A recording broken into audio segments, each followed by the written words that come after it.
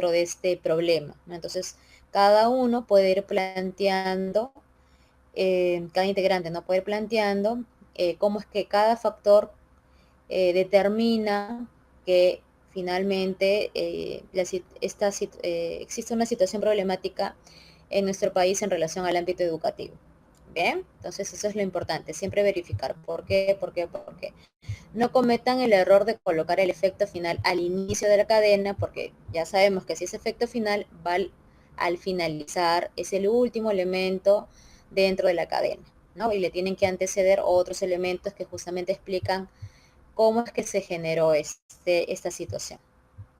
Bien, ahora, a continuación vemos que este modelo, el que se está proyectando ahora mismo, tiene un orden cronológico en la redacción, ¿no? Recuerden que en el foro ustedes solamente van a plantear las cadenas, donde solamente utilizamos frases nada más, y flechas para indicar la dirección, ¿no? de los elementos. Pero la redacción va a ser individual y en eso consiste la prueba del sábado. Bien, entonces es muy importante que por favor no redacten dentro del foro, solamente son cadenas. Ya dentro del examen ustedes van a tener la oportunidad de escribir y explicar todo lo que ustedes habían colocado dentro de las cadenas. Hasta aquí vamos bien, ¿qué les parece? Podemos continuar con el desarrollo de este tema. Creo que ya más personas se han conectado. Cristian, Edgar, Floriana, Janet, Johan, Julio César, Midori y Sara. Ya, ok, bien, continuamos entonces. Entonces vemos que lo que se plantea dentro de esta cadena son los problemas de aprendizaje. ¿Por qué se producen problemas de aprendizaje? Por serias limitaciones intelectivas. ¿Y por qué sucede esto? Por la desnutrición crónica, ¿no? Entonces, siempre por favor verifiquen que haya coherencia, lógica, una relación de causa-efecto entre los elementos para que esté bien planteada esa cadena. ¿Bien? Luego de que ustedes hayan verificado eso, recién pueden redactar. Por eso la redacción se dará en el examen, no en el foro. A ver, veamos cómo se da el orden cronológico en la redacción. La desnutrición crónica produce serias limitaciones en el desarrollo pleno de las capacidades intelectivas del niño. En consecuencia, este presentará serios problemas de aprendizaje. Como ustedes pueden ver, en este caso, para la explicación, ya la redacción inicia con A, que es la desnutrición crónica, luego procede a desarrollar B, que son serias limitaciones intelectivas, y luego, por último, no, justamente lo vincula con problemas de aprendizaje que vienen a ser el efecto final.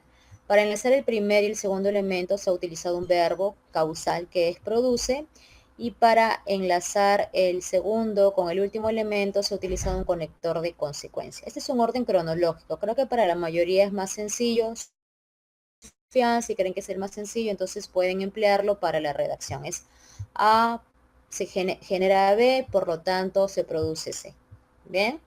Otro orden que podrían emplear, y quizás si quieren variar en la redacción, es el orden lógico. Bien, como ustedes pueden visualizar, los elementos de la cadena tienen el mismo orden. Es idéntica a la cadena que hemos visto en la diapositiva anterior. La única diferencia reside en la redacción, ¿no? Porque los elementos van a cambiar un poco en cuanto a su disposición. Por ejemplo, ¿no? Vamos a dar lectura. La desnutrición crónica genera constantes problemas de aprendizaje en la escuela, ¿no? Entonces, de A, que es desnutrición crónica, pasa o da un salto hacia C, que viene a ser el efecto final. Pero luego retrocede, ¿no? Debido al escaso desarrollo de las capacidades intelectivas en el niño afectado. Entonces pueden, si a ustedes les parece más sencillo el orden cronológico, redactan según el orden cronológico. Si a ustedes les parece sencillo el orden lógico, entonces eligen esta estrategia para poder redactar. Siempre es importante recordar que para esta prueba ustedes pueden llevar no solamente el esquema de las cadenas impresas, su lista de cadenas, que cada uno es responsable de llevar porque la prueba es individual, no se prestan los materiales, entonces cada uno es responsable de ello, pero aparte pueden llevar su lista de conectores, también pueden llevar su diccionario en físico, y se han hecho una especie de síntesis de las fuentes que han leído, son como 13 páginas me parece de estas fuentes, bien. entonces también pueden llevar su organizador gráfico. Solo se permiten organizadores gráficos, ¿bien? Puede ser mapa mental o mapa conceptual, pero no resúmenes, no se aceptan tampoco párrafos ya redactados, ¿sí? Bueno, ¿cuáles son estos elementos que de hecho deben utilizar dentro de la estrategia causal? Los conectores de consecuencia y los conectores de causa. Si utilizo un conector de causa, eso quiere decir que a continuación presento la consecuencia. Disculpen, si utilizo un conector de consecuencia, a continuación presento la consecuencia, ¿no? Si utilizo un conector de causa, entonces a continuación debo presentar la causa. Eso lo explicamos también en clase, incluso mencionamos algunos ejemplos. Hay que ser cuidadosos con la puntuación, pueden llevar su lista de conectores. Yo les recomiendo que por favor extraigan la lista de conectores que se les ha brindado a través de las diapositivas que yo he proporcionado a Midori, o si no, también hay otros conectores dentro del material de Canvas. Bueno, ¿cuáles son algunos verbos causales? Genera, produce, causa, origina. Entonces, fíjense que ustedes también se les revise el léxico, no solo se queden con la palabra genera, sino pueden utilizar sinónimos, produce, origina, causa, acarrea, conlleva, etcétera. Bien, es importante ello. ¿Qué más? Bueno, este trabajo en equipo lo desarrollaron en clase.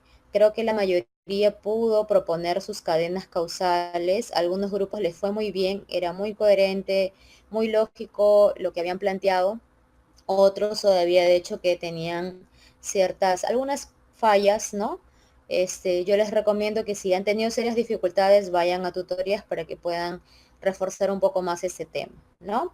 Pero este modelo que ustedes ven aquí es muy similar a lo que ustedes, si lo han hecho en grupo, podrían publicar, ¿no? En vez de violencia contra la mujer, el efecto final para todos va a ser situación problemática de la educación peruana.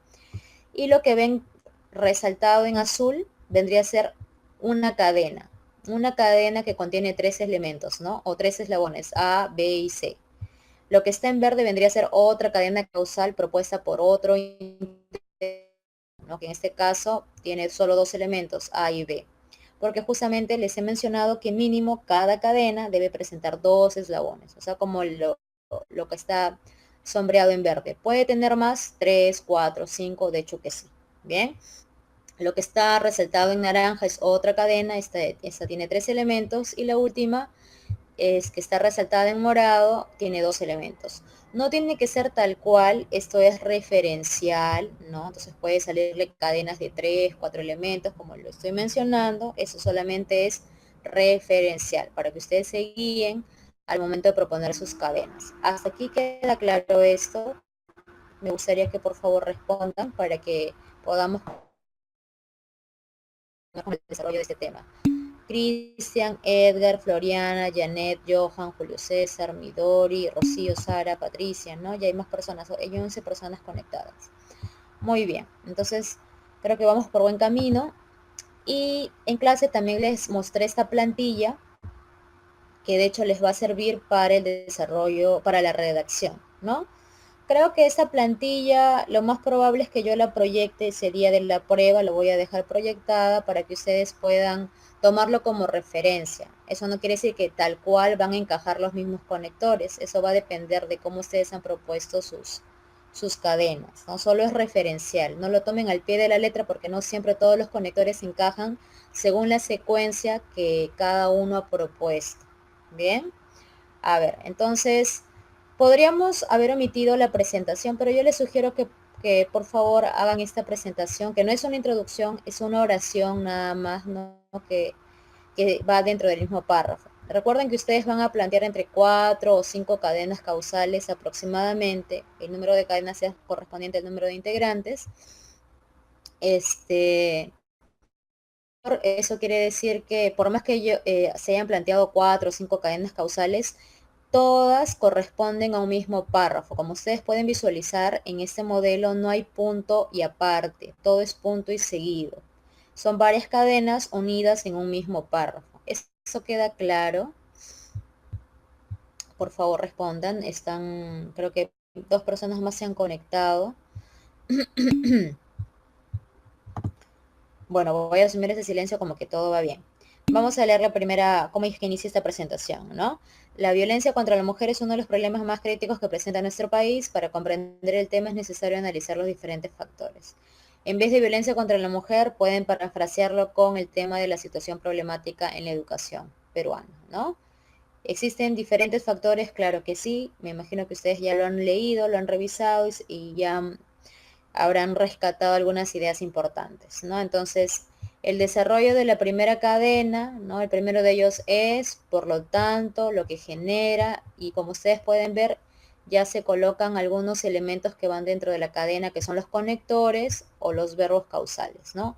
Punto seguido y continúo con la otra cadena. Para unir la primera con la segunda se utiliza un conector de adición. Asimismo, desarrollo la cadena que está todo, es todo lo resaltado en verde.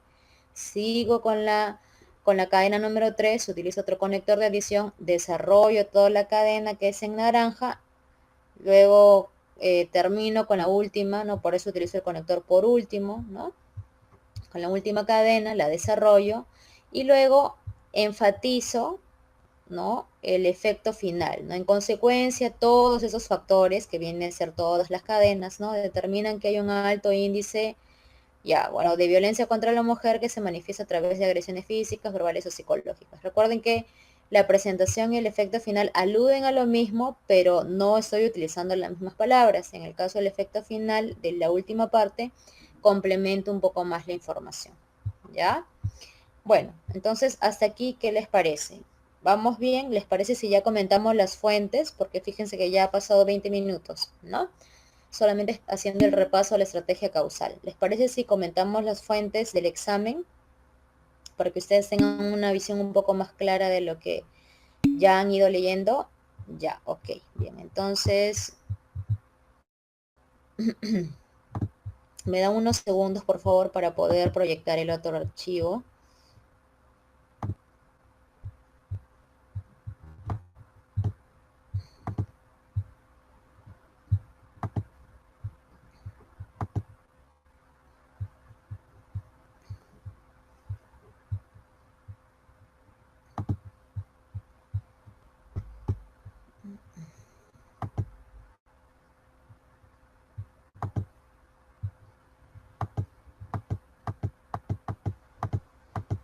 Ya, bien.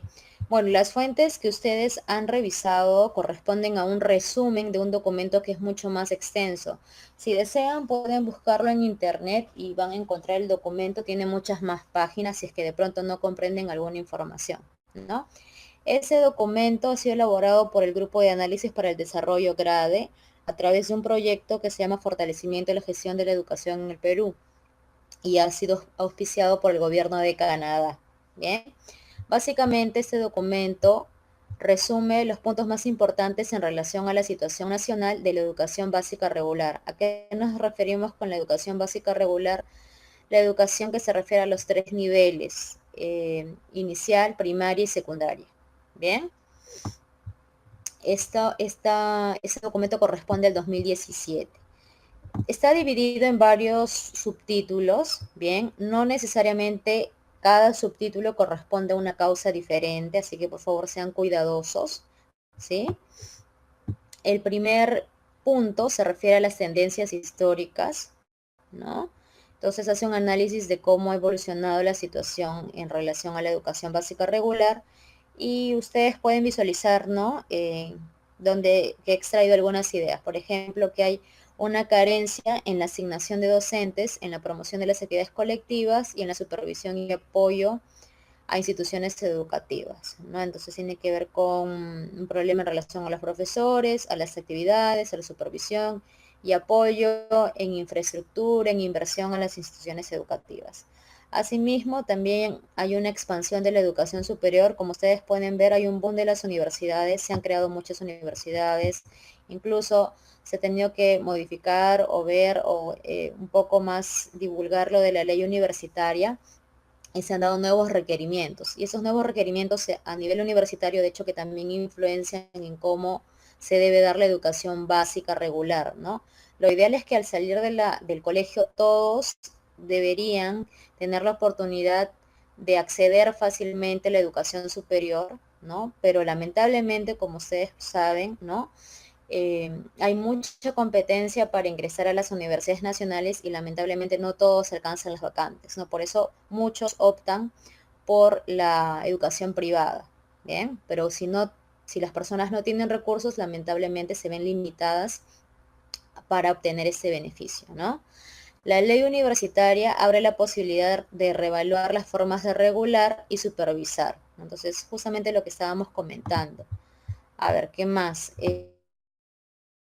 Hay cierta tendencia a la reducción de la matrícula en relación a la educación básica regular, ¿no? Y para ser más específicos, programas con bajo número de matriculados, secciones con pocos estudiantes y la existencia de programas multigrado o no escolarizados. Programas multigrado es como salones que tienen varios grados, no en un solo salón. A esto se le llama la atomización. Entonces, ustedes se habrán podido percatar de pronto que las instituciones privadas educativas no solamente se dan a nivel de universidad, sino también a nivel de colegio. Entonces, muchos padres se preocupan mucho porque sus hijos ya ingresen a la universidad y todos están incluso muy de moda estos colegios que son preuniversitarios, ¿no? Entonces, de pronto eso también afecta a que hay un número reducido de matriculados en los colegios nacionales, ¿no? Por ahí también quizás está relacionado. Nuevas formas de prestar los servicios educativos, ¿no? En relación a la nueva situación que presenta el Perú, ¿no? En el punto 2, bueno, se menciona, se explica en relación a la educación básica regular y sus estudiantes. Básicamente aquí he extraído 3 ideas, cuáles son problemas de cobertura de la población en las edades finales esperadas para cursar secundaria. No hay progreso hace 2 décadas, ¿no? Lamentablemente es en relación a la población que ya debe culminar y no hay cobertura, ¿no? El atraso escolar y la no conclusión del nivel secundario, ¿no? Lamentablemente en algunas zonas de pronto sí se puede decir que generalmente son urbanas, ¿no? Sí llegan a cumplir el nivel secundario, incluso pueden acceder al nivel universitario, pero en otras zonas con mayor vulnerabilidad o mayores carencias, esa situación todavía es difícil, ¿no? Mejoría en cumplir los logros del aprendizaje, eso es algo positivo, pero todavía es un desafío asegurar la calidad para todos. ¿Por qué? Porque la educación no solamente se refiere al ámbito urbano, sino también al ámbito rural. Entonces, si nos ponemos a pensar en aquellas comunidades indígenas donde de pronto se debería dar la educación bilingüe, ¿no? Para que no pierdan su lengua madre, de pronto no se está asegurando la calidad para todos. Y si pensamos en aquellas personas que tienen discapacidad, también vemos que hay ciertas carencias, ¿no? Entonces no hay muchos colegios nacionales o estatales que sean especiales, ¿no? Son muy pocos y aquellos que son privados son demasiado caros para esas personas que tienen algún tipo de discapacidad. En el punto 3, este básicamente se enfoca en relación a la educación básica regular y sus docentes, ¿no? Eh, Básicamente menciona que hay falta de información sobre la gestión a nivel de gobierno, es decir, ustedes hace poco habrán visto en las noticias que sobre todo se evalúan a los profesores, pero muy poco a las UGELes o a los directores o al mismo ministerio, ¿no? Entonces, más hay una evaluación e incluso sanción a nivel de profesores, pero no tanto a nivel directivo. Entonces, sería importante también ver cómo se evalúan estas personas, ¿no? Que son los que tienen puestos más altos y si realmente están capacitados para poder ejercerlos, ¿no? En el 3.1, que es en relación al balance entre el número de docentes nombrados y contratados en el sector estatal, se menciona que básicamente hay un incremento de docentes contratados, ¿no? Se triplicó en inicial y secundaria sobre todo. Sin embargo, hay una reducción de los docentes nombrados en primaria y secundaria, ¿no? Asimismo, hay un cese de docentes y no se cubre el número de vacantes ofertadas debido a que pocos profesores aprueban los exámenes. Ustedes saben que ha habido muchas evaluaciones por lo de la contratación y todo ello, ¿no? Algunas personas que quieren ser nombradas y al no aprobar esos exámenes no son nombrados y solo ingresan como docentes contratados, es decir, por un periodo determinado. ¿Qué más? No se puede disminuir los requisitos ni tampoco que ingresen docentes por contrato. Es decir, Lamentablemente, como en esos exámenes no aprueban algunos o cierta población docente, entonces muchos ingresan por contrato, pero esos que ingresan por contrato tampoco se puede decir que aseguran la calidad de la educación, ¿no? Pero como no hay más población docente, entonces de igual manera se los contrata.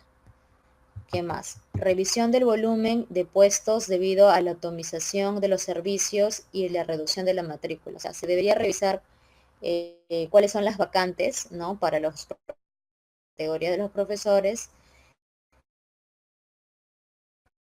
en relación a la reducción de la matrícula, que hay salones multigrado donde un solo profesor se tiene que encargar de quinto, cuarto y tercero secundario, imaginemos en un solo salón, ¿no? Como para citar un ejemplo.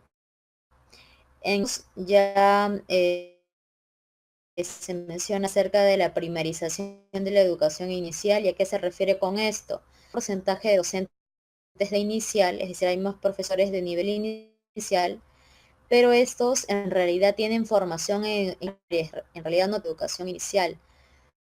Garantiza que tengan las competencias, saben que cada población es diferente, ¿no? Entonces, para ello, cada profesor debe tener un perfil, no tanto a nivel de iniciaria como de secundaria, que todos ellos tienen especialidad, sino más bien han sido formados para educar. 3.3 ya se habla sobre la asignación regresiva del personal docente, ya que se refiere con esto, que los estudiantes que obtienen los más bajos resultados son aquellos que justamente cuentan con docentes con más bajo dominio de la materia que enseñan. Es decir, hay una relación directamente proporcional, ¿no? O sea, justamente estos alumnos que tienen bajos resultados justo tienen aquellos profesores que también han salido un poco mal o tienen bajo dominio en relación a la materia que enseñan, ¿no? Bien, ¿alguna pregunta, consulta hasta el momento? ¿Se está comprendiendo? ¿Se entiende? De hecho, que cuando ustedes le den una segunda, tercera lectura, apliquen el subrayado, ¿no? Porque deben ir resaltando las ideas más importantes que van a extraer para sus... eh, van a poder dar mejor la información, ¿no? ¿Vamos bien? ¿Podemos continuar o alguna consulta o pregunta? De hecho, que ustedes tienen que extraer la información más importante y sobre todo la que realmente entienden y comprenden para que la puedan describir y explicar luego en la prueba. Bien, ya continuamos entonces. En el 3.4 se trata sobre materiales para el trabajo en clase, es decir, que los docentes de instituciones públicas tienen que autogestionarse en mayor medida los materiales, es decir, que no hay suficiente presupuesto, ya saben que no hay una asignación adecuada de dinero, ¿no? Para la educación en nuestro país, y justamente me refiero a nivel estatal, ¿no? Entonces los docentes muchas veces tienen que pagar ellos mismos las copias o llevar sus materiales si es que desean plantear otras actividades en clase, ¿no? Además, los materiales educativos son insuficientes o inadecuados, es decir, los materiales que a veces les brinda el Estado, ¿no? Es decir, a veces los libros no llegan a todos los lugares o a todos los colegios, o este material tiene defectos o fallas, qué sé yo. El Estado debería otorgar los recursos necesarios para que los docentes realicen su labor y se regulen las condiciones de instituciones privadas también, ¿no? Vemos por un lado que de pronto en el Estado algunos colegios podrían carecer de recursos, pero en otros casos en instituciones privadas, de pronto ustedes tienen hijos, ¿no? Y sabrán que a veces piden unas listas muy carísimas, ¿no? Con varios útiles, utilizan todos los útiles, ¿no? Entonces por ahí también el Estado debería regular ello, ¿no? En el 3.5 se menciona sobre estrategias y prácticas de enseñanza. Los docentes de instituciones públicas y privadas carecen de herramientas pedagógicas para enseñar, por ello requieren de capacitación en estrategias y prácticas de enseñanza, ¿no? Entonces, como siempre, esta labor, como cualquier otra profesión, requiere de continua capacitación y no siempre todos los profesores, sobre todo a nivel estatal, tienen el suficiente tiempo o el dinero para invertir en actualizarse o capacitarse, ¿no? Eso se produce debido a diferentes factores, por ejemplo, inadecuada formación inicial, ¿no? El cambio de la composición de los programas educativos en relación con la población estudiantil. Cada colegio tiene una realidad diferente, entonces un docente debe estar preparado para ser flexible, acondicionar su propuesta en relación al contexto, ¿no? Pero no todos siempre tienen esta formación, por ello quizás pueden tener dificultades al momento de aplicar o de enseñar, ¿no? 3.6. El desajuste en la asignación de directores. Falta asegurar una adecuada capacitación para los directores. Entonces aquí esta parte ya se centra en las personas que gestionan, ¿no? Muchos de esos directores manejan varios niveles de formación, es decir, un solo colegio maneja primaria, secundaria o incluso inicial, primaria y secundaria, pero no todos los directores están capacitados para manejar eh, estos tres niveles, ¿no? Entonces, por ello se presentan dificultades en las instituciones educativas integradas, justamente porque un porcentaje considerable de directores ejercen funciones distintas para las cuales eh, fueron formados. O sea, no sé, imaginemos que ellos se especializaron en gestión a nivel secundario y les asignan un colegio que tiene inicial, primaria y secundaria. Entonces, obviamente tiene una mirada diferente, ¿no? No tan integral para poder manejar los tres niveles, porque son poblaciones diferentes. Ya en el punto que es sobre el financiamiento de la educación básica regular, vemos que el panorama financiero es positivo en los últimos 10 a 15 años al considerar el volumen del gasto público y los ratios de gasto por estudiante en los tres niveles de educación básica. Es decir, sí hay un aumento progresivo, mínimo pero progresivo, ¿no?, de inversión en educación. Sí, indicadores de la UNESCO y de la OCDE sugieren que estamos muy por debajo de lo que invierten los países miembros de la OCDE y debajo de otros países de la región. O sea, si nos comparamos con otros países, es insuficiente lo que se invierte en nuestro país, ¿no?, en educación. Por ello, se pretende alcanzar el 6% del PBI, el cual se considera que es una meta discutible. ¿Por qué? Porque nos tomaría más o menos casi 50 años para llegar a invertir ese 6%, ¿no?, en educación. Además, cuanto más crezca el gasto en educación en comparación al gasto público total, habrá dificultades en la distribución de los recursos entre los sectores. Es decir, si es que se otorgara ese porcentaje, vemos que hay otros sectores o hay otros gastos que también tiene el país y esos otros sectores se verían afectados también, ¿no? También debemos considerar que estos recursos se obtienen si la recaudación tributaria crece. Es decir, si todos en realidad pagaran sus impuestos, sobre todo las empresas grandes, ¿no? Entonces, quizás podría tenerse dinero para invertir un poco más. Además, también si se disminuye la evasión tributaria, ¿no? Ustedes saben que estamos en un país donde reina la informalidad, entonces muy pocas personas realmente pagan los impuestos, ¿no? Entonces, eso complica más la situación de realizar esa inversión o asignación de presupuesto a la educación. Incluso alcanzando esta meta estaríamos por debajo de los demás países, por lo que no es tan valioso fijarse metas como alcanzar un porcentaje del PBI. Esa es una conclusión que plantean justamente en ese trabajo. Alcanzar un alto nivel de inversión requeriría un marcado crecimiento económico, ¿no? Además que se eleve el gasto educativo o la recaudación tributaria, es decir, que nos cobren más impuestos a nosotros para que se asigne esta inversión. Los resultados de la prueba PISA muestran que no hay una relación lineal, es decir, directa, entre el gasto por estudiante y los puntajes obtenidos. Es decir, no todos los países que están bien a nivel educativo necesariamente gastan de manera proporcional a ello, ¿no? Entonces, sin embargo, eso no quiere decir de que no se debe invertir en educación, solamente que no hay una relación lineal según los resultados de PISA, ¿bien? Es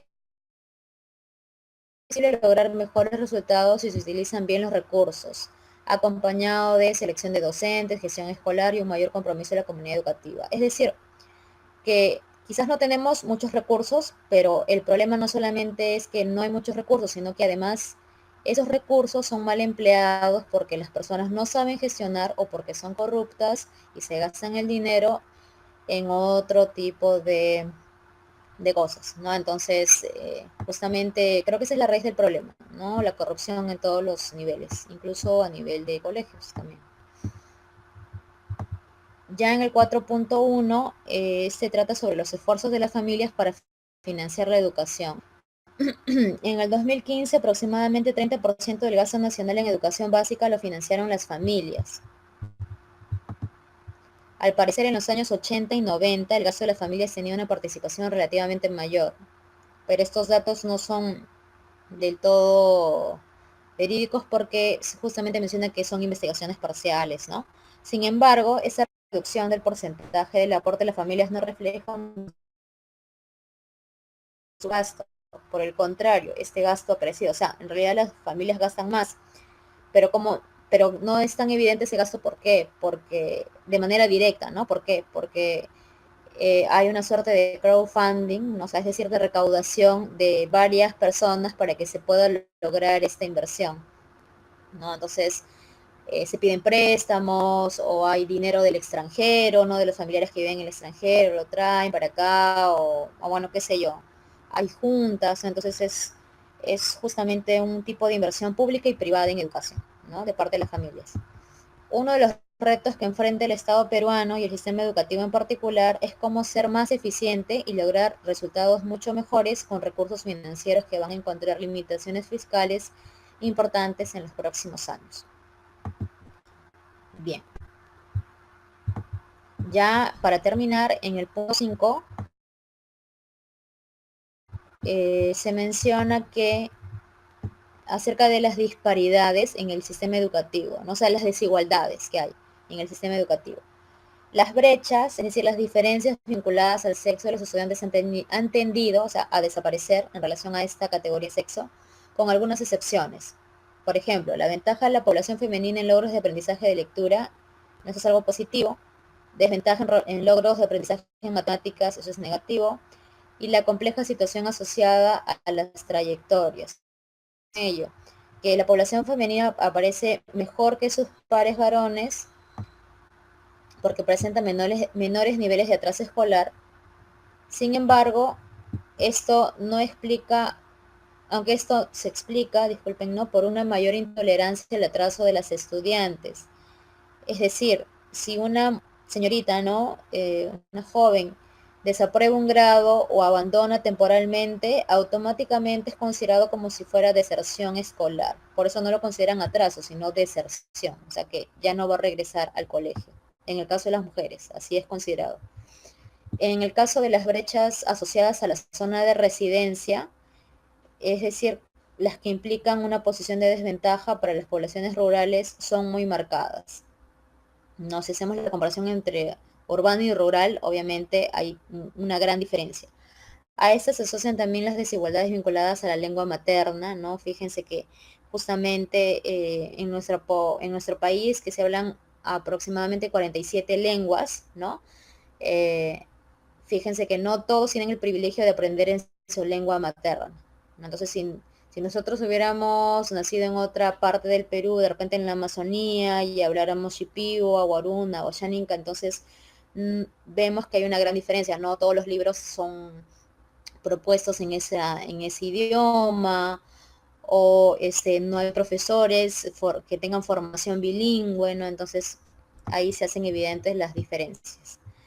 Y por último, la información disponible en el país sobre la magnitud y las características de la población con discapacidades es lamentablemente muy limitada, ¿no? Discapacidad físico-mental, ¿no? Entonces aquellas personas que nacen con alguna dificultad o tienen alguna dificultad de ese tipo, obviamente van a tener mayores limitaciones debido a las pobres condiciones que presenta el sistema educativo, ¿no? Lo mismo se aplica a la información sobre los servicios educativos a los que esta población tiene acceso. Eso, sin embargo, no debe traducirse en la invisibilidad del tema y de la difícil condición que estas personas tienen que enfrentar en el sistema educativo. Lamentablemente, las personas de esta condición, muy pocas terminan el colegio y mucho menos son las que ingresan a un nivel superior, ¿no? Porque Lamentablemente nuestro sistema no está preparado para adaptarse a las necesidades de esta población. Bien, de esa manera hemos culminado con las ideas más importantes de las fuentes que ustedes han leído, no han revisado, pueden seguir revisándolas para que cada uno pueda extraer las causas que determinan la situación problemática en nuestro país. Ustedes saben que la situación, acabamos de comentarlo, no es lamentablemente triste, entonces debemos encontrar estos factores. Hasta aquí, chicos, preguntas, consultas, ya para cerrar la videoconferencia. Solamente un recordatorio. Este viernes 27, ¿no? Tienen plazo para publicar sus cadenas causales. ¿Sí? Entonces, por favor, los que publican antes, de hecho que les voy a dar el comentario, los que publican después, ya les daré el comentario en clase. Recuerden que es con nota, cada uno lo puede publicar de manera individual, pero debe revisar lo que el compañero va publicando para que no se repita la misma información, si no su nota se va a ver perjudicada. Y en el caso de los que se han reunido, solo un integrante puede publicar la lista de cadenas causales con los datos de sus compañeros, de todos los que han participado. Bien, por favor, no se arriesguen, que es una nota, es una actividad calificada, solamente es hasta el viernes a las 6 de la tarde. Ya para el sábado, que es su prueba, las recomendaciones es que vayan temprano, de 6 a 6:30 va a ser el asesoramiento, es decir, si tienen alguna duda, alguna consulta, todavía pueden realizarla en clase. El asesoramiento va a ser grupal, pero el examen es individual. Así que cada uno, por favor, ya debe ir preparado, ¿no? Lleven sus cadenas causales impresas, su lista de conectores, su organizador gráfico, si es que lo han hecho, con palabras o frases extraídas de la fuente, ¿no? De las fuentes, y un diccionario en físico, ¿no? No se prestan no se deben prestar entre ustedes estas herramientas porque el examen es individual, ¿sí? Bueno, eso sería todo, a no ser que ustedes tengan alguna consulta adicional. Cristian, Edens, Floriana, Jacqueline, Ed, Jeremy, Julio César, Midori, Patricia, Rocío, Sara, preguntas, consultas, finales. Si no, damos por concluida la videoconferencia. ¿Sí? Bueno, chicos, suerte, por favor, a leer y espero su participación dentro del foro. Bien, ya está.